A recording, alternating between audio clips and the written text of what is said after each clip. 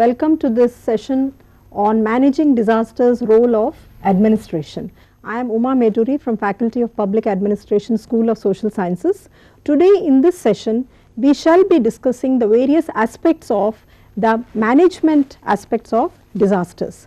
Disasters, as we know, right from the beginning and more so during the period 1960s and the recent tsunami disaster, as we have seen, has really played havoc with the lives of the people. It has resulted in loss of human lives, destruction of social, economic and various physical infrastructure. On top of it, it has affected the ecosystems of the countries, and in a way the entire coastline of the South Asia has been badly affected by the recent tsunami disaster. When we speak of the role of administration in managing disasters, the first thing that occurs to everybody's mind is administration is something that comes into the picture only when the disaster takes place. So, is the role of administration confined only to the provision of relief, or what are the various facets of the disaster management cycle? As students of administration and disaster management, we know that there is a disaster management cycle which starts with development, then comes the prevention, preparedness aspects, mitigation, then response, rehabilitation, reconstruction and recovery. So, does the administration, does it have a role in all these aspects, or is its role confined only to the provision of relief and succor when the disaster happens? Now, the word disaster generally has, or it is supposed to be having some negative connotations. Is that so? Does it have some positive things to say, or does it bring about some positive aspects in the economy or in the countries concerned? Today we shall focus on all these aspects. Now, along with me I have Professor Pradeep Sahni and Dr. Dolly Matthew to discuss the various aspects of this managing disasters and the role of administration. Now, I would like Dr. Sahni to comment on whether disasters, do they have any or only positive, negative impact, or does it have any positive attributes also? Professor Sahni. Thank you very much, Uma. Actually, the word disaster, which is composed of des and aster, that is bad stars, per se when we look at it, we find that, well, it has certainly the negative implications. It means destructions, it means loss of life, it means loss of property, it means loss of infrastructure, and a lot many things which definitely stand in the way of the overall development of the country, development of the polity, development of the society, as well as with regard to the regulatory activities being undertaken by administration and the other governmental as well as non-governmental actors which are involved therein. As a student of disaster management, when one looks at it, one finds that, well, disasters are probably as old as humanity, whereas when we talk of hazards, we find that hazards are as old as the universe itself. When we look at the genesis of the universe, we find that it is the great Lord the Almighty who created the trees, the oceans, the mountains, the rivers, the waters, everything, the birds, and then later on created the human being.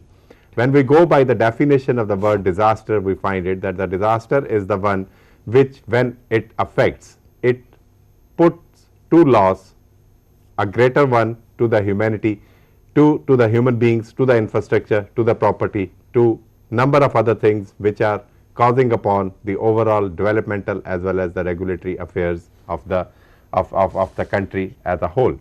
As stated earlier, and which was referred to by my colleague Dr. Uma, that, well, these are the unwelcomed guests. Once when the disaster strikes, probably the generation or the generations to follow, they are unable to forget the aftermath of that particular disaster. Maybe one goes back to the 1935 Kyoto disaster, the earthquake which had taken place.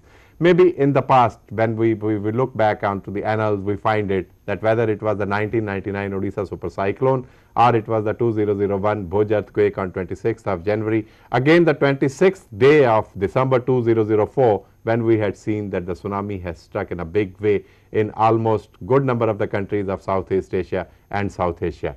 India alone has suffered a greater amount of setback onto that.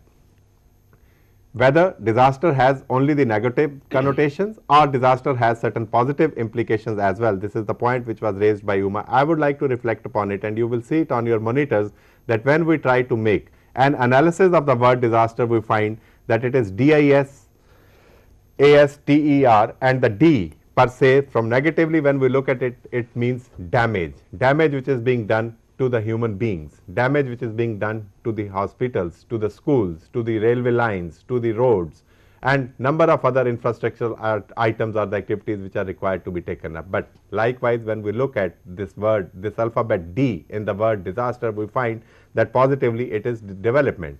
As Uma referred to, that disasters and development, they are correlated. But then it becomes an issue whether disasters lead to development or it is the development which leads to disaster. Number of people, number of the studies which have been conducted in the past do speak about it, that well, there was development and the development was not in a manner which was according to the bylaws, according to the laid down stipulations and so on, and so it has contributed for the disaster to strike. So, well, negatively one finds that there is disaster means damage, and positively we find that there is development because one gets an exigency, one gets a contingency for the administration and the other non-governmental actors and agencies to cooperate and to work in that particular manner, whereby the devastations which have taken place, those devastations are covered upon, and there is a better amount of the development, not only to cope up with the losses which have occurred due to the disasters, but also to prevent such kind of the happenings to take place in the future. Well, from the Indira Gandhi National Open University, the Faculty of Public Administration, which had been engaged in the educational programs on disaster management, when we did take up a project in 5 most disaster hit states of the country, one of those was Gujarat. We had worked on community awareness on disaster preparedness in Gujarat, and it was much earlier than the 26th January 2001 Bhuj earthquake, where the epicenter was Bhuj. Now, the places where the project work had taken place and the community awareness had been generated, one finds that well, the damage over there was less and people were able to respond onto that particular thing. So, that is again, when one looks at it, one finds that it is a component of development, because development, as one understands, being the one which is engrossed in public administration or in administration, one finds it that development as a term, it is mesmerizing and soothing. Everybody wants it, many chase it, but a few get it. Who are those few? Those few are the ones, those who are able to regulate the changes in a planned manner.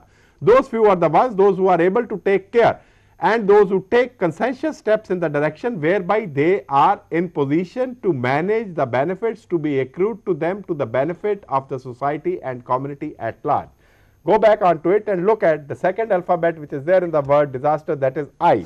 Negatively speaking, it is interruption, because when the disaster strikes, take for example the tsunami of 26th December, take for example the 26th January 2001 Bhuj earthquake or the Odisha super cyclone of 29th October 1999. Well, it has interrupted the life of the people. It has interrupted the ongoing activities which were there, whether those were in the field of agriculture, education, industry, rural development and infrastructure, whatever one finds that the whole kind of a life, it probably comes to a standstill. But positively, when one looks at this alphabet I in the word disaster, one finds it that well, it is innovation. There are the innovative ways which are attempted to be taken care of by the people, those who are to manage. Since the topic of the discussion today is disaster management or managing disasters, role of administration, it is expected of administration to be innovative. It is expected of administration to comprise of the people, those who are certainly being bracketed in the category of the high achievers, and the high achievers are the ones, those who are moderate risk takers. High achievers are the ones, those who have satisfaction with the accomplishment. High achievers are the ones, those who have preoccupation with the task. High achievers are the ones, those who have the need for immediate feedback. So, from that point of view, innovations are being attempted at for the purpose of coping up with the losses which have accrued due to the disaster, and also to arrest such kind of the circumstances whereby the devastations could be mitigated, could be reduced, could be prepared to the extent that well, we are able to prevent it as long as possible. The third word, the third alphabet which is there in the word disaster is, that is S, which means negatively severe. Yes, the aftermath of the disaster is severe. Psychologically, socially, politically, economically, culturally, administratively. Any angle you look at it, you find that well, certainly it has severe jolts which it gets on to the people, which it gets on to the manager and to the administrator. But positively, what one finds over there is an element of sharing which is there. People tend to work with each other. People tend to share their resources. People tend to go in that particular manner whereby they could come out with the shocks which have resulted in the wake of the disaster.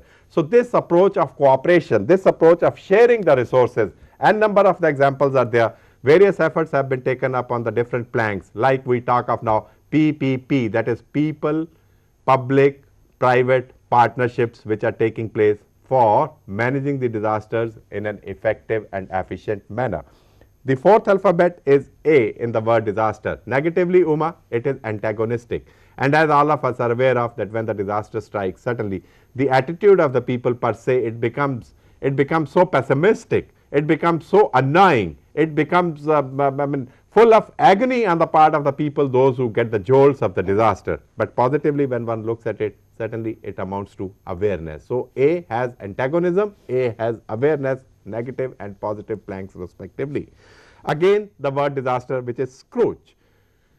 The kind of the things which people do face, which they had not expected. Life is going on in a smooth manner. Suddenly one finds that there is an earthquake. Suddenly one finds there is tsunami. Suddenly one finds that there is a flash flood. These are the kind of the things which becomes very difficult to make the prediction. Though one talks of that, well, there are the Pacific tsunami warning centers and so on and so forth which have been installed. Unfortunately, India was not a member of those 26 member nations, those who had the Pacific tsunami warning system and those who were to get the warning thereupon. But now the government of India is talking of gearing itself to that manner, and administration is becoming more and more capacitated to think of it that, well, there could be some kind of the aspects being taken up where we are able to look the things in a manner that we are able to predict. I was reading it, it is just very recent that the government of Sri Lanka has constituted a commission, the presidential commission headed by the retired judge of the Supreme Court of Sri Lanka, to find out whether the warning dissemination on account of the 26th December tsunami and the people and the institutions those who are involved therein, whether did they play their role in a proper manner or not. So, this is a big question mark which gets the administration to be on the receiving end. Now, whether administration is to be taken up on the receiving end or administration is to be taken on as on a giving end or a providing end, that is a question to be debated upon. Then T again, the alphabet, it is traumatic. Disaster has trauma, physical, social, mental, the mental agony which people go through it. Our colleague Dolly Matthew is going to refer on to these particular aspects, so I am not getting into details about that. But positively, when one looks at this alphabet T, one finds that it transforms the things which have gone haywire. The systems which were there in the place, those systems have gone God knows where. So, everything is to be started from afresh. And then again the word E, it denotes emergency so far as the negative aspect of it is concerned, and it is education so far as the positive element of this alphabet E in disaster word is concerned.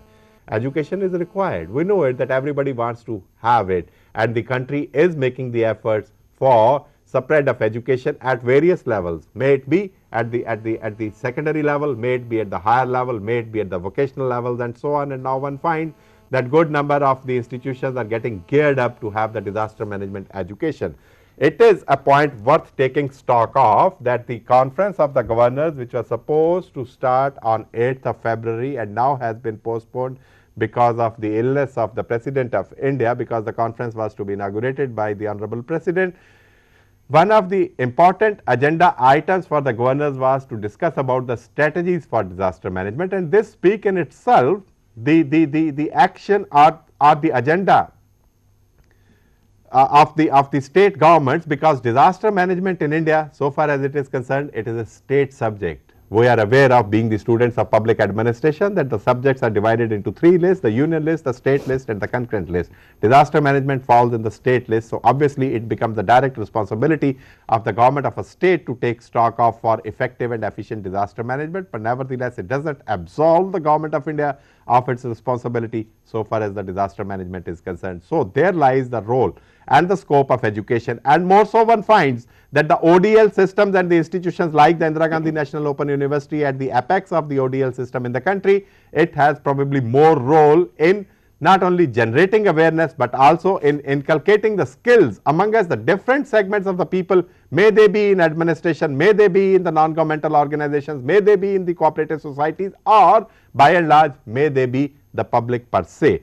And the last word, the alphabet in the disaster word is R, that is negative connotation, is it implies risk which is involved therein, risk of life, risk of property, risk of infrastructure, everything probably gets in bay. And the positive side of it is that it is resilience which comes out of it. People try to learn there from that, what is to be done, how, various small things, the do's and don'ts, if people are made aware of at the proper time, probably it capacitates the individuals to take the measures in a manner whereby they can probably have lesser amount of the aftermath of the disaster, because one finds it that the disasters can be managed. How can the disasters be managed? What is the role being played by the disaster management experts or the agencies and the institutions and the departments which are involved therein? That is what one probably can debate upon, and then how one can think of that there has to be an integrated approach which has to be put in place, whereby probably the as having been said by the father of general management, Henry Fayol, that it is the 5 elements of the management are planning, organizing and C cube. It is known as POC cube. The C cube is coordinating, controlling and commanding, that how these roles are to be played by the people, those who are involved in administration, and how administration is to woo the actors which are there in the non-administrative sectors for the purpose of management of the disaster in a positive manner. Uma. As Professor Sahni has rightly said, we all are aware of the negative aspects, but the thing is, let us throw light, like as he has thrown light on the positive aspects, it implies that administration really has a different role to play. Like generally the administration tends to be reactive, but now the scenario has changed. Like as administration really has to be innovative, it has to generate awareness, it has to strengthen the resilience of the communities. All this implies that administration is not the sole actor in the entire process of disaster management. It is ultimately the people at the grassroots level who are facing the wrath of the disasters. So it becomes the collective responsibility of the administration as well as the community, and along with it all the non-governmental organizations, community-based organizations which are working at the grassroots level, to have, as Professor Sahni has said, to have an integrated approach towards the management of the disasters. But all said and done, it is still the administration which has the key role to play, because it has all the resources, and whenever a disaster strikes, immediately the relief which is provided, it is provided by the administration, and generally it is the community which really looks up, like okay, the community we say that has to be self-sufficient, but since the administration provides the resources, the community, it is a general tendency of the community to look up to the administration. So this implies that the disaster manager or the administrator need to have some skills or some really good qualities which enables them to manage the disasters and provide the real succor to the people. So I would like to ask Professor Sahni whether in this entire task of managing the disasters, apart from the routine skills or the administrative skills which the administration generally discharges, do they really have to need some specialized type of skills and capabilities in managing the disasters? Uma, I will start from a point with regard to this insurance and casualty, this property and casualty insurance so far as the disaster is concerned, because whenever the disaster strikes, it leaves behind so much to be covered up, so much financial resources which are required to be taken up. Now this speaks of that, well, with regard to this element of insurance so far as the casualty and the property is concerned, probably we are not geared up the manner in which we should gear up. When one compares it with a developed country, let us take the example of America, where an individual probably spends to the tune of $1890 per annum per capita on the insurance purposes, we find in India that it is only $16.4 which is being spent for life and non-life insurance in India, and it contains only $4 per person in India so far as the insurance of life is concerned. Now this in its own self, that when India came out with this IRDA, Independent Insurance Regulatory Development Authority, the role which is likely to be played by Insurance Regulatory and Development Authority in a manner that, well, there is an insurance and then, well, it is done up in a reinsured manner, may it be done up by any foreign reinsurer, may it be Munich Re or may it be Swiss Re and so on and so forth, whereby probably the burden on the administration, burden on the government could get reduced. The news do come up to the extent, Dolly, that 1300 crore worth loss which has been reported in Kerala alone. And what is the percentage of the claims which have been filed? That is only 90 lakhs. So that speaks of that it is only 0.9 out of 1300 percentage which has been done up as a matter of the claim. Now where from the government is to fill it up?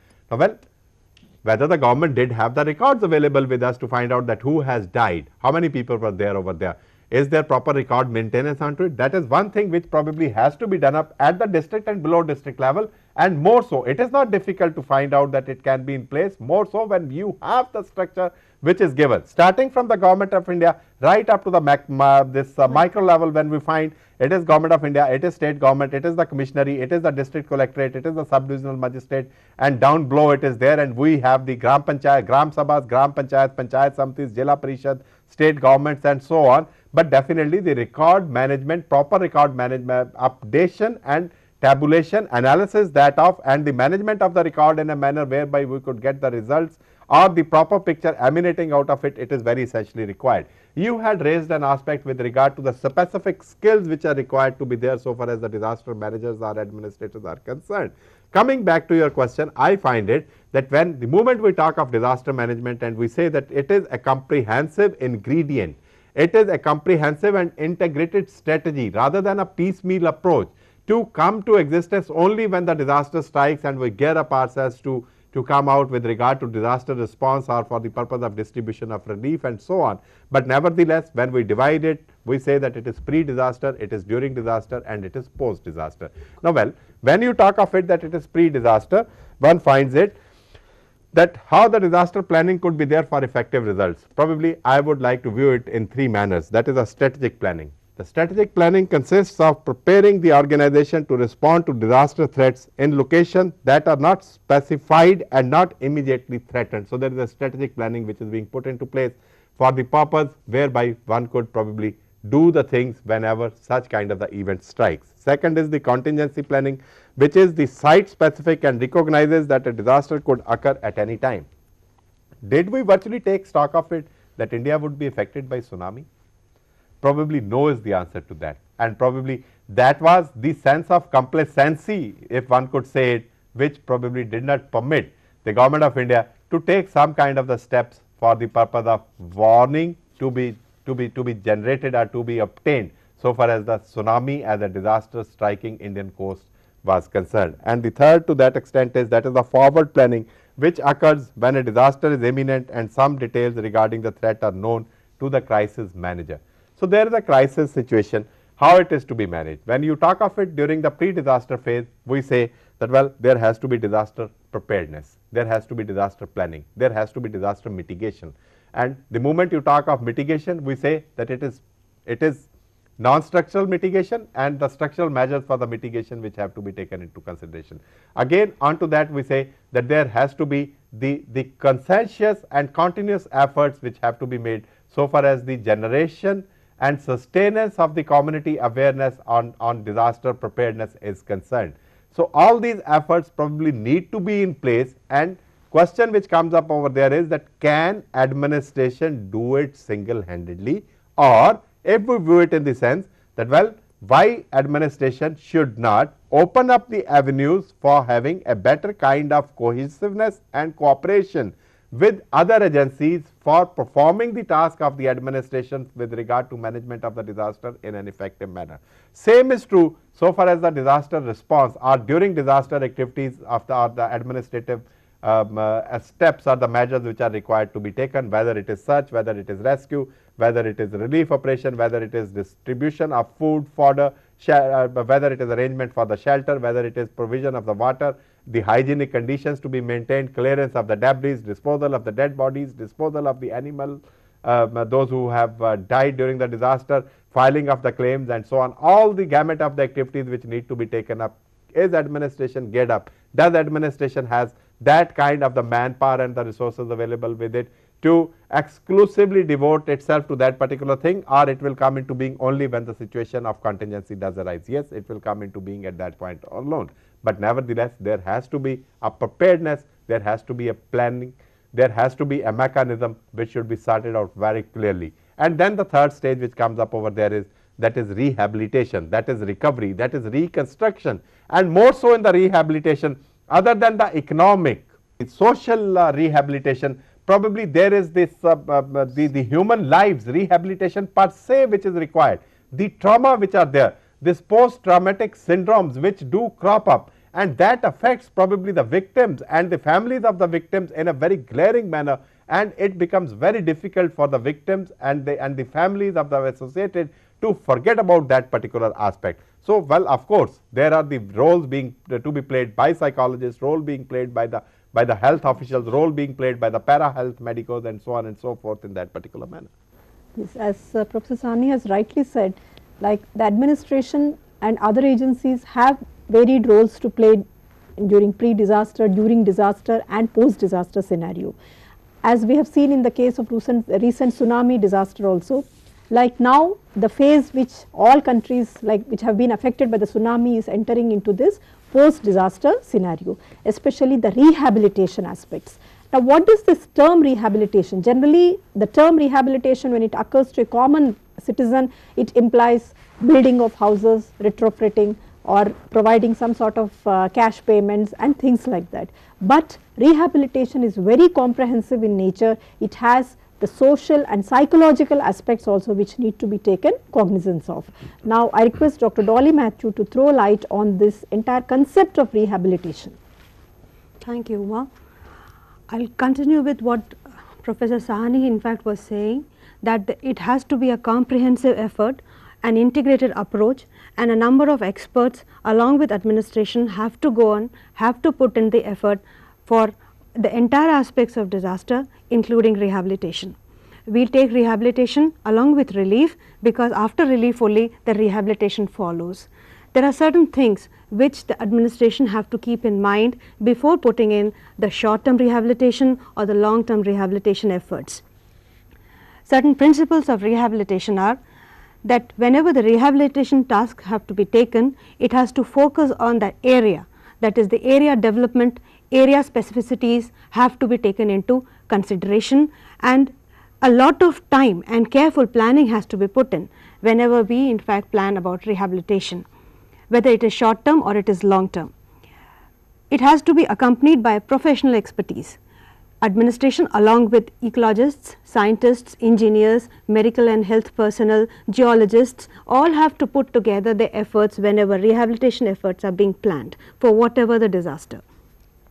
All the rehabilitation efforts have to be environmental friendly, have to be ecologically, they have to be friendly, and whenever the development projects have been taken, an impact study on the ecology have to be put in.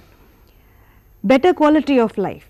Whatever the rehabilitation, it should add to the quality of life of the people. It should enhance their life. It should in fact make the habitat more qualitative. Infrastructure, houses should be planned on a higher land, whether it is in fact on the beaches or whether it is in fact to talk about earthquakes or tsunami. Any earthquake, any disaster that has to be faced, the infrastructure, the houses of the people all have to be placed inland.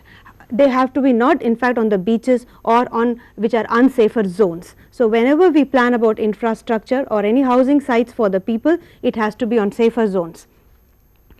Another principle of rehabilitation is there has to be community participation. There can be nothing without the people. For instance, if we take the case of tsunami, there can be nothing without taking into consideration the fishermen, because 90% of the people over there in the coastal areas are fishermen. They have to be taken in planning, in designing, and whenever in fact we talk about the implementation side of any plan or any policy being made for them. So, community participation of that particular region, the particular community have to be taken into cognizance whenever we plan for them. Another most important aspect of rehabilitation is that it should involve all the grassroots agencies, the Panchayat Raj agencies, the Mahila Mandals, the disaster task force, the youths, the teachers, and all the elders and the children, everybody has, the women, all have to be taken in the rehabilitation task. And most important, that it should give dignity, it should take into consideration the dignity. It should, we should not throw the relief to the people from the point of view that they are, they are just at our mercy. They are not at our mercy, they are people with dignity. So, whenever we give them or rehabilitate them, give them relief, give them with a sense of dignity, consider them that they are people, they are human beings, and they have certain amount of self-respect with them. after considering certain basic principles of rehabilitation, we now divide the entire rehabilitation system into two. That is an immediate rehabilitation that has to follow after a disaster, and I will say not a long term disaster, not a long term rehabilitation, but I will put it as not so immediate rehabilitation. That has also to be taken not later but sooner, but after the immediate rehabilitation. We will take first of all the immediate rehabilitation, and the immediate rehabilitation, the first and most important step in the immediate rehabilitation of people is search and rescue. You have to search the people, you have to find them out, you have to take them out of the debris, you have to take them out of the buildings that have fallen down, you have to take them out of great trenches that have been made because of disasters, whether it may be earthquake or whether it may be tsunami. So in this case of tsunami, there was an 8 battalion of paramilitary forces that are trained in the task of search and rescue, and they helped the people, they digged out the people from the debris and they brought them to the relief shelter. So the most important thing in the search and rescue, that is the first step of rehabilitation, is that they have to be searched, they have to be found out, they have to be brought to the relief stations, relief shelters, and the most important thing to follow is a need assessment, a damage assessment. That is an immediate damage assessment, immediate need assessment has to be taken up. Why? Because we have to know where the people have to be transferred, whether they have to be put into a medical camp or whether they have to be taken into a relief camp. Whether people are not injured, they have to be taken to the relief camp. Those who are injured or who are having multiple injuries and all, who have fractures and all, who have so much of multiple wounds and all, they have to be taken to a medical camp. So an immediate assessment of the need or the damage to the people has also to be done with search and rescue. The next step after search and rescue is to bring them to the relief camp. Relief camp means the shelters. Now there they have to be provided with food, water. Water has to be of a drinking nature, of a potable nature. They have to be given medicines, they have to be given pillows, they have to be given mats, they have to be given clothes. Now what happened in the tsunami was that the fishermen were given trousers and jeans. They couldn't wear trousers and jeans, they were habituated of wearing lungis and shirts, but one has to assess the need of what kind of relief should also be provided to them. Then follows identification of victims and authentication for relief and compensation. Now there was a huge line when the government announced compensation, there was a huge line of people asking, give me compensation immediately, because the government announced it. Now where to give the compensation from, even if the money is there, because we need to make an assessment of who really are required to be given the compensation. There are so many people. Now you see, beggars have also gone to that area in the sense of getting relief. It is not to be provided to them, it is to be provided to the people who are affected from that particular disaster. In this case it is tsunami. So one has to immediately identify and authenticate what kind of people, who are really the beneficiaries, who should be in fact given the compensation and relief, and this task has to be taken immediately to rehabilitate the people with money. Then, as what Uma was saying, all kind of rehabilitation. It is not only the monetary rehabilitation or the economic rehabilitation, it has to be the social rehabilitation as well, along with the psychological rehabilitation. To talk of social rehabilitation of the people, which falls into this immediate categories, that you in fact give them health facilities, you give them medical supplies, you provide them with disinfectants, and so that there is no epidemics over there, and the people are taken care of, and especially the women and children. It is the women who are the more vulnerable stock. It is the children who can be just kidnapped and taken away by people, by the other elements of the bad elements of the society. So they have to be protected, they have to be taken care of. So kind of community centers have to be created, in which the people may not be at home, but they can be in fact at least brought to little they be made at home at the community centers itself. Anganwadis can be there for the children, where they can be placed. Orphanages can be there for the orphans. So all these have to be identified, and they have to be placed at these kind of places, so that they feel at least a little bit at home with in that disaster. Then is economic rehabilitation. Immediately if you call upon economic rehabilitation of the people, it is starting the food for work program. In fact, let them in fact contribute to the relief, let them contribute to their work, the physical work, to the relief programs, as well as to the clearing of the debris and all, and food can be provided to them. So a kind of economic benefit can be given to the people when the food for work program can be is started. psychological rehabilitation, which we will take up in detail when we talk about the long term or not so immediate rehabilitation. Immediately to follow psychological rehabilitation means a kind of insecurity or a fear, a psychosis that has come into the minds of the people, into the hearts of the people. Like fishermen in the tsunami raged area do not want to venture into the ocean immediately after the tsunami struck. Now, what is the duty of the NGOs over there? What is the duty of the administration over there? To help them remove this fear.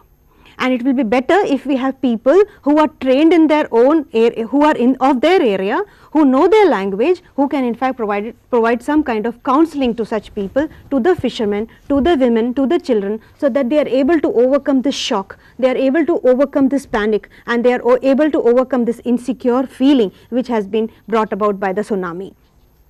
And after the rehabilitation, the last step in immediate rehabilitation is disposal of dead. The dead has to be immediately disposed, the animals who have been dead has to be immediately buried and cremated, because that should not lead to any kind of epidemics or any kind of disease getting spread over in that area.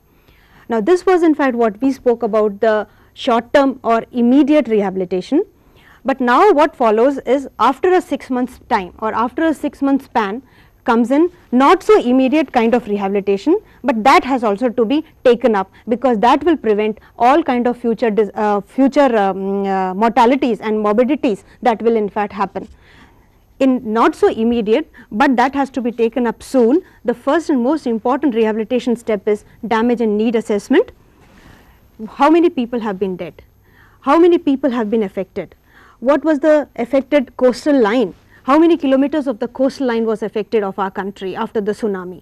How many, what kind of rebuilding is now to be required? Now, they say Andaman and Nicobar Island have to be totally rebuilt. Now, this has to be assessed, what amount of money has to be pumped in to rebuild that island, to rebuild the settlements of the people, to rebuild the huts of the people, to give them the vessels, to give them the fishing boats. All this has to be assessed first of all in a little longer time, and that amount of money has to be given so that the coastline is repaired, the infrastructure is made, the fishing folks are in fact, the fishermen are in fact given their vessels and boats so that they can resume their livelihood as soon as possible. So, the first and most important step being the damage as well as the need assessment, that in fact figures as the first and very important step in a not so immediate or long term rehabilitation. The second is the social rehabilitation. As we said earlier, health infrastructure has to be improved or it has to be strengthened. The medical supplies have to be started. Most important care has to be given to the prevention of epidemics. Inoculation has to be started. Anganwadis for children, orphanages has to be started for the children, community centers for women, and the minors should be provided with a compensation. Not before 18 years they should be given that money, but the money given as compensation to them should be put in banks. Following the social rehabilitation is the economic rehabilitation of the people. In the longer term, it means providing them livelihood options, fisheries, prawn culture, aquarium reforms, helping them to participate in forestry programs, all this helping them to build the vessels.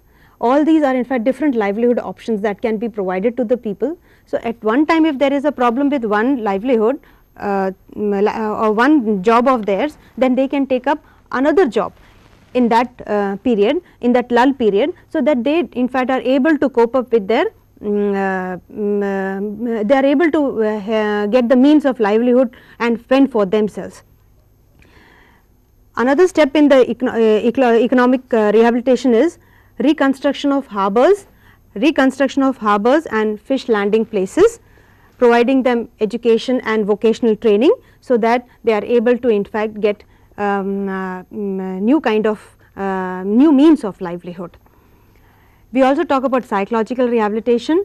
Psychological rehabilitation basically, as what Dr. Sani was also mentioning, that was about emotional reactions people have, they have cognitive reactions, they have interpersonal problems, they have physical reactions. All this can be in fact coped up with a certain amount of counseling and coping techniques of counseling, of interpersonal reactions can be coped up with bringing them together in a group and providing them with a group therapy and all. Environmental rehabilitation, that will take care of how the plants have to be grown, how the trees have to be grown, the mangroves have to be grown, the community has to participate in the tree plantation, how the people should participate in growing artificial coral reefs, and the sea walls and dikes have to be built. So, all this will in fact help in preventing great amount of damage that has in fact happened. So, one thing which is clear is the entire task of managing disasters is a very mammoth task, and the various activities need to be tailored to the local culture and local specificities. Now, coming back, like when we are talking about the role of administration, all said and done, the administration has to give a lead in the entire task of managing the disasters. Now, Professor Sahni, would you kindly throw light on this aspect, that we know now that there are certain tasks to be performed, skills to be needed. So, how can these things be strengthened? Thank you very much, Uma. I would actually take it up in a very brief manner, that one can divide it into three categories as the tasks of the disaster management, that is the operations management, that is the human resource management, and that is the organizational management. In the operations management, one has to refer primarily onto the decision making, onto the problem solving, onto the information management techniques, and so on and so forth, so that the people are able to carry on with the things and cope up with the tasks which have been passed on to them. And of course, it includes the resource management and the monitoring of the resources which are there. When we talk of the human resource management, or the individuals or the people's management over there the focus has to be on leadership, focus has to be on planning, focus has to be on direction. And the third component which is included there is, that is the organizational development or the organizational management, which would certainly be referring on to planning, control, direction, communication, evaluation, overall organizational development, and so on, so that learning by the experiences, slowly and gradually, whatever we had been doing earlier, let us learn therefrom and try to improve upon the things, so that whenever in future such kind of the tragedy does take place, we are able to cope up with the task after it does happen. But nevertheless, it does not minimize the role of the manager or the administrator in preempting the disaster, in planning for the disaster, in preparing for the disaster, and also work to the extent whereby it could be prevented. And finally, when one takes stock of whatever has been referred to at length by Dolly, that is the rehabilitation leading to development and establishing a linkage between the development and the disaster. Well, we have come at the fag end of this discussion. So, all this implies that administration now in managing disasters has to play a different role. It has to be proactive and take into, like, it has to be cooperative in nature and work with the community and other organizations which are working at the grassroots level. So, on behalf of Faculty of Public Administration, I would like to thank Professor Sahni and Dr. Dolly Matthew, and any queries, any suggestions regarding the certificate program in disaster management, feel free to write to the Faculty of Public Administration, School of Social Sciences, IGNOU. Thank you.